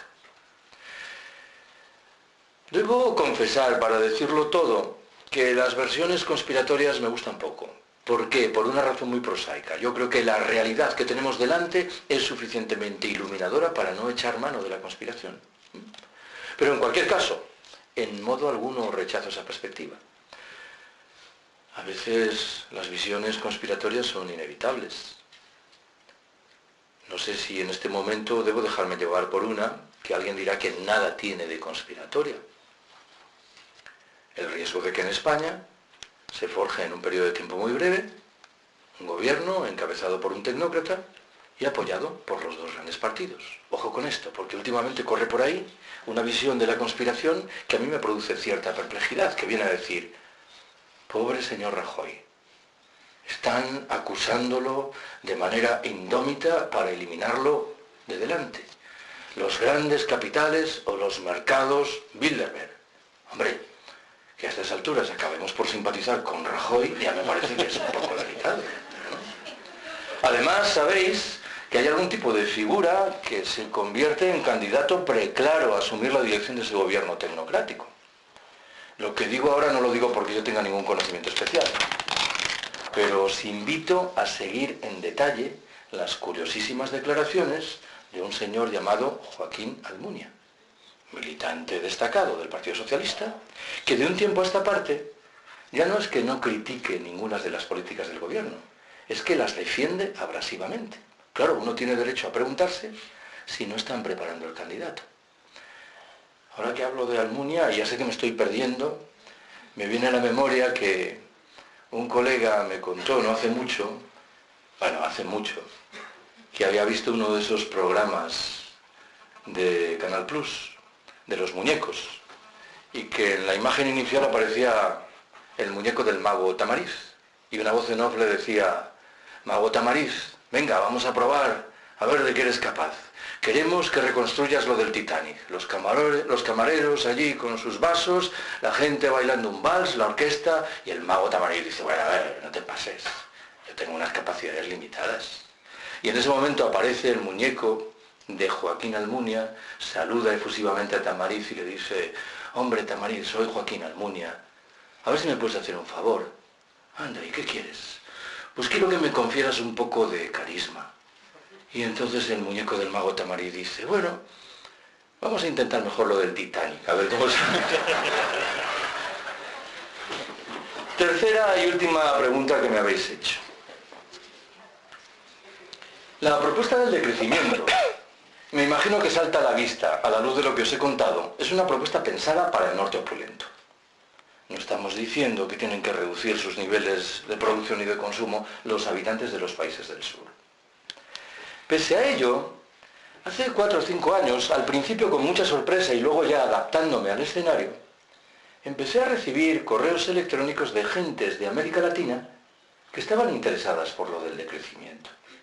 De hecho, hoy hay asociaciones por el decrecimiento en países como Argentina, Brasil, Perú, Ecuador, Venezuela, Costa Rica, El Salvador, México, Puerto Rico. Claro, esto merecía una explicación. ¿Por qué una propuesta pensada para el norte opulento, sin embargo, suscita interés en el sur empobrecido? Creo que hay varias explicaciones posibles. La primera, hay varios países del sur que tienen una condición ambigua. Si nos remitimos a la vieja categorización que distingue el primer y el tercer mundo, hay países que incorporan rasgos del primer mundo y rasgos del tercer mundo. Argentina, por ejemplo. Bueno, la parte correspondiente al primer mundo nos sitúa en la clave del decrecimiento. Segundo, quien conozca las grandes megalópolis latinoamericanas, Buenos Aires, Sao Paulo, México, Distrito Federal, Caracas, se percata inmediatamente que la propuesta del decrecimiento algo tiene que decir para resolver los ingentes problemas que arrastran. Tercer dato. En algunos casos creo que era apreciable una crítica de determinadas derivas de los gobiernos de izquierda en América Latina cuando estos últimos han sucumbido de manera dramática al hechizo de proyectos desarrollistas y productivistas. El ejemplo más claro es ese proyecto dramático de construir un gasoducto que debe transferir el gas natural boliviano hasta Venezuela cruzando la Amazonia brasileña. Pero creo que al final la explicación principal es la que tú invocas. Existe una relación muy fluida entre la teoría del buen vivir, que se vincula fundamentalmente con la vida cotidiana de muchas comunidades indígenas en países como Ecuador, Perú o Paraguay, y la teoría del decrecimiento. Ramón Fernández Durán, a quien algunos con toda certeza conocisteis, murió el 10 de mayo del año 2011, 5 días antes del 15 años. Y en sus 2 libros póstumos repetía machaconamente una idea que guarda una estrecha relación con esto. Decía, muchos de los desheredados del planeta, habitantes de los países del sur, se encuentran, paradójicamente, en mejor posición que nosotros para hacer frente al colapso que se avecina. ¿Por qué? Viven en pequeñas comunidades humanas. Han mantenido una vida social mucho más rica que la nuestra. Han preservado una relación mucho más fluida con el medio natural. Y en último término son, paradójicamente, mucho más independientes que nosotros. Imaginaos, y no hay que imaginar mucho, que dejan de llegar a España los suministros de petróleo. Todo esto se desmorona. Me parece que la circunstancia nos obliga a recapacitar sobre muchos de esos elementos de sabiduría popular que se vinculan con el buen vivir que se hace valer en esas comunidades indígenas que comúnmente despreciamos como primitivas o atrasadas. A ver, son las 9 menos 20, tenemos que dejar esto aproximadamente dentro de 10-12 minutos. Tenemos 3 turnos de palabra pedidos, van a ser los últimos. Os pediría, pues eso, brevedad. Yo también. Para ver si entra todo. No volveré a decir nada del mago Tamariz. El ponente y punto. Entonces, empiezas tú. Sí. Carlos, tu análisis sobre la sociedad capitalista y sus dramas, sobre lo que ha generado el crecimiento, bueno, es algo que me parece bastante difícil de discutir. También los gestos, los pequeños gestos que aludías en los cambios de nuestra praxis cotidiana, por ejemplo, el hecho de reducir el consumo de gasolina o el uso del automóvil, cuando estás hablando de nuevas formas de organización de lo común, por así decir, me parece que son maneras de salir de este modelo capitalista en el que vivimos, pero lo que no veo claro es qué mecanismos o qué puentes se puede entender para que haya una expansión de esas formas de organización diferentes al capitalismo. Es decir, que tú vienes aquí a hablarnos y estamos todos de acuerdo, tú seguro que estás rodeado de mucha gente que está con este tipo de teorías, pero oye, aquí somos 200 personas, la mayoría de la gente estará en un centro comercial satisfaciendo sus necesidades creadas básicas, y o sea, yo no veo hasta qué punto, digamos, qué procedimientos pueden generar un cambio transformador en la sociedad a gran escala, al margen de pequeños movimientos que nunca van a parar ese crecimiento con huella ecológica incluida. Por allí por el medio había otra persona que quería así. Una cosita, según tu criterio, cuando has hablado de que los estados fascistas nacieron a raíz de las crisis, ¿crees que en qué punto nos encontramos en este momento? ¿El camino que estamos llevando socialmente está apuntando en esa dirección? A crear un estado fascista, pero ya puro y duro, en el que todo se criminaliza, sobre todo entre los grupos sociales. Y compañero, rematas tú. Sí, una pregunta un poco crítica. ¿No crees que el decrecimiento puede ser también un poco de soberbia, en el aspecto de que estamos dando por sentado de qué es la felicidad para las personas? Porque hay una cosa que discrepo, han dicho, a una persona a lo mejor es más feliz conociendo a una persona que tiene un coche. A lo mejor hay una persona que es muy feliz yendo con una moto a 200 km/h. Bueno, invierto el turno de las preguntas. Sí, en efecto. A ver, si recapacitáis, si recordáis la anécdota del mexicano, tendremos que admitir todos que la anécdota reclama una disección compleja que justifica tu conclusión. Alguien podrá decir, ¿el turista norteamericano es necesariamente infeliz? ¿Obsesionado por multiplicar la actividad económica? Pues no, igual es feliz. Lo que ocurre es que me temo que en esta discusión hay que hilar fino y calibrar cuáles son aquellos elementos de nuestras percepciones que son legítimos y cuáles son aquellos manifiestamente inducidos. Recuerdo que hace unos meses, en un curso de verano, tuve una agria discusión con un catedrático de Hacienda de la Universidad de Barcelona, de adscripción ideológica obscenamente neoliberal. Y la discusión nacía de su afirmación de que había que respetar el derecho inalienable de un habitante de una favela de Sao Paulo a comprarse una televisión de plasma a una costa de no alimentar a sus hijos o de no llevarlos al colegio. El ejemplo estaba bien puesto. Claro, mi réplica fue, la presunta libertad de la que usted está hablando, de ese habitante de la favela, me parece que no es tal. Usted en realidad está defendiendo una libertad, la de empresa y la de comercio. Pero todas las demás no le interesan nada. Está olvidando, curiosamente, que hay una formidable maquinaria publicitaria interesada y bien financiada que obliga, poco menos, a ese habitante de la favela a depositar toda su atención en la compra de una televisión de plasma y a identificar eso con la felicidad. Y lo que usted pretende convencerme de que es una conducta libre, plenamente libre, del lado de esa persona, no lo es en absoluto. Dicho esto, que creo que es un elemento central de la discusión, naturalmente que hay divergencias en lo que respecta a qué es la felicidad y a qué es la libertad. Mikhail Bakunin escribió en el siglo XIX que mi libertad termina donde empieza la de los demás. Y esta, curiosamente, no es una percepción que está inserta en la lógica del pensamiento neoliberal, que debemos tener permanentemente presentes. Más allá de lo anterior, un eco de tu pregunta me conduce a algo que de vez en cuando me plantean. Alguien dice, bueno, Carlos, pero esto del decrecimiento puede llegar a ser represivo. No hay ningún lugar para el exceso en el decrecimiento. Una vez le escuché decir a Serge Latouche, el principal teórico del decrecimiento, que el problema de nuestras sociedades es que el exceso es permanente. Si pasásemos a aceptar de manera extraordinaria el exceso, estaría muy bien que asumiésemos que de vez en cuando uno tiene derecho a beberse 12 cervezas. El problema es el ejercicio permanente del exceso.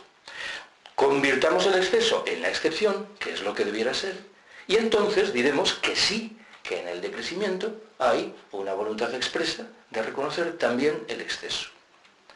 El otro día, en un curso en Madrid, al final alguien me dijo, ¿y el decrecimiento qué tiene que ver con la libertad? Esas preguntas me dejan desolado, ¿no? Porque, o con la verdad, ¿no? Pues, no sé. Claro, me imagino que la pregunta no era filosófica. La intuición de quien la formulaba era que nosotros estamos reclamando estrategias de intervención que cancelan libertades elementales. Hombre, claro, esto tiene su gracia, ¿no? Somos nosotros los que cancelamos libertades elementales en un país en el que los beneficios de las grandes empresas siguen multiplicando espectacularmente al mismo tiempo que se arroja hacia la miseria a buena parte de la sociedad. Hombre, pues ojalá cancelemos ese tipo de libertades. Segundo, el análisis de Ameri, el libro que he invocado antes, el darwinismo social militarizado remite, claro, a una nueva forma de fascismo. No nos perdamos mucho en las etiquetas, no sé si el término fascismo es el más adecuado. Entiendo yo que el estadio actual de ese proceso se asienta fundamentalmente en una tramada estrategia de amedrentamiento de la ciudadanía, de generación de temor. El discurso fundamental hoy es, si queréis preservar una parte de vuestros relativos privilegios, a callar y a aceptar esto. Claro, está servida la pregunta de si esta es la primera fase de un proyecto más ambicioso o si por el contrario se va a quedar ahí. Me parece que las cosas pintan mal si no somos capaces de reaccionar con contundencia. Pero al mismo tiempo y en una lectura distinta, tampoco parece que se estén saliendo con la suya en la estrategia de amedrentamiento. Vuelvo a lo del 15M. Sabéis que hay un procedimiento que sé que se aplica también en Toledo, de multas absolutamente irracionales a la gente, claramente encaminadas a que se queden en casa. No sé qué está sucediendo en Toledo, pero en Madrid la gente no se está quedando en casa. Digamos, parece que hay una voluntad expresa de resistir al amedrentamiento. Bueno, cuando se me pregunta qué podemos hacer, yo suelo echar mano de la mejor frase de gallegos que he oído nunca. La historia cuenta que un gaitero de Lugo, un hombre muy viejecito, más de 80 años de edad, fue invitado a un acto sobre gaitas en Asturias. Y en un momento determinado le hicieron una entrevista en una radio local y el periodista le preguntó qué pensaba de Evia, este gaitero asturiano que toca una gaita un poco heterodoxa, semielectrónica, soplando. Y el gaitero de Lugo, que era un viejecito, cabe suponer, tradicional, al que no le gustaba lo que hacía Evia, debió pensar, ¿y qué gano yo con meterme con un colega contra el que por lo demás no tengo nada? Y dio con una frase cuyo empleo recomiendo para salir al paso de preguntas como la tuya. Dijo, pues verá usted, si le digo la verdad, le mentiría. Bueno, vamos a ver. Formulo dos observaciones, ahora en serio. En los circuitos en los que yo me muevo, hay dos posiciones en relación con la cuestión que planteas. La primera es cruda y sobriamente realista. Dice, no nos queda más remedio que aguardar a que llegue el momento del colapso. ¿Por qué? Porque será la única manera de que la mayoría abrumadora de nuestros conciudadanos se percaten de lo que tienen que hacer. Claro, este diagnóstico es crudamente realista, pero es desalentador. No nos engañemos. El colapso se traducirá por definición en una multiplicación espectacular de los problemas y en una reducción paralela de nuestra capacidad de resolverlos. La segunda de las posiciones es la mía y es la que enuncié antes. Es una posición voluntarista, en el sentido de que disfruta de un apoyo social limitado, como planteas en tu pregunta. Dice, lancémonos ya a construir espacios de autonomía en los cuales procedamos a salir unilateralmente del capitalismo sin pedir permiso a nadie. La confianza que yo tengo, que repito de nuevo que es voluntarista, es que esos espacios de autonomía se irán ampliando y que cada vez habrá más gente que se percate de que los tiros tienen que ir por ahí. Pero admito que este es un proyecto que tiene un horizonte no particularmente claro. Quería formular, sin embargo, lo he dicho hace un momento, otra observación. A ver, vuelvo a lo del decrecimiento. Cuando pensamos en el decrecimiento, inevitablemente estamos pensando en activistas hiperconscientes de movimientos sociales hipercríticos. Es lógico. Pero no desdeñemos la posibilidad de que ciudadanos comunes, que no son activistas de movimientos sociales, en virtud de su experiencia cotidiana, lleguen a las mismas conclusiones que las nuestras. El ejemplo que pongo siempre es el mismo. Hace unos años se tradujo al castellano un libro de un profesor australiano llamado Clive Hamilton. El libro se titula El fetiche del crecimiento. En un momento determinado de esa obra, Hamilton se hace eco de un estudio realizado por la Unión Europea en el mundo escandinavo.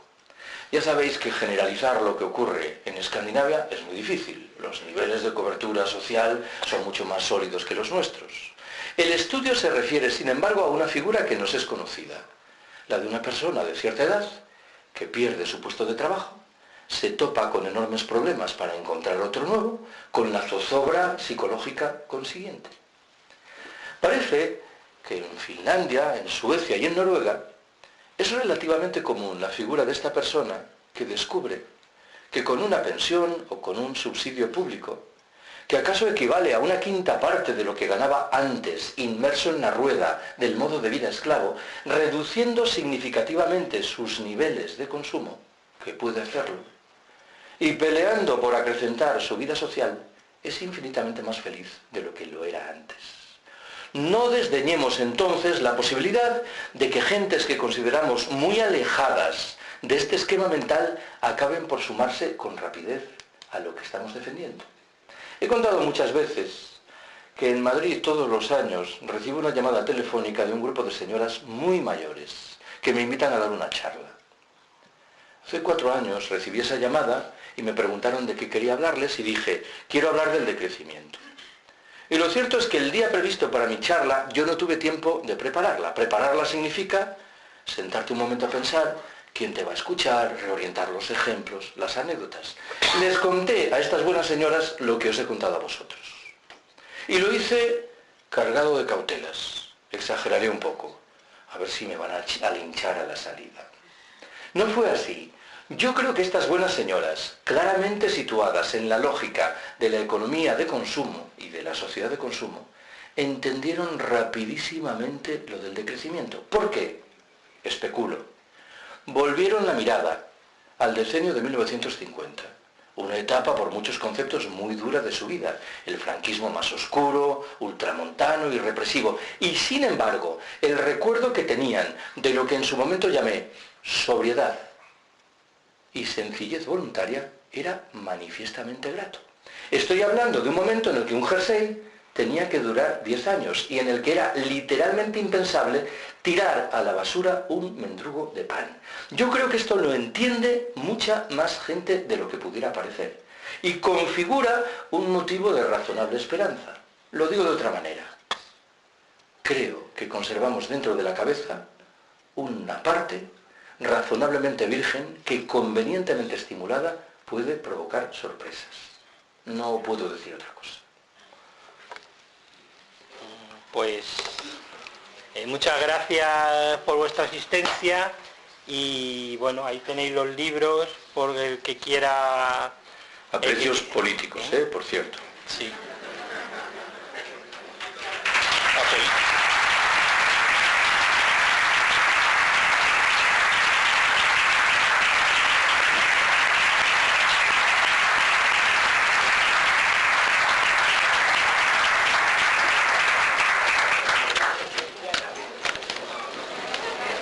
Bueno, pues tarea cumplida. Sí.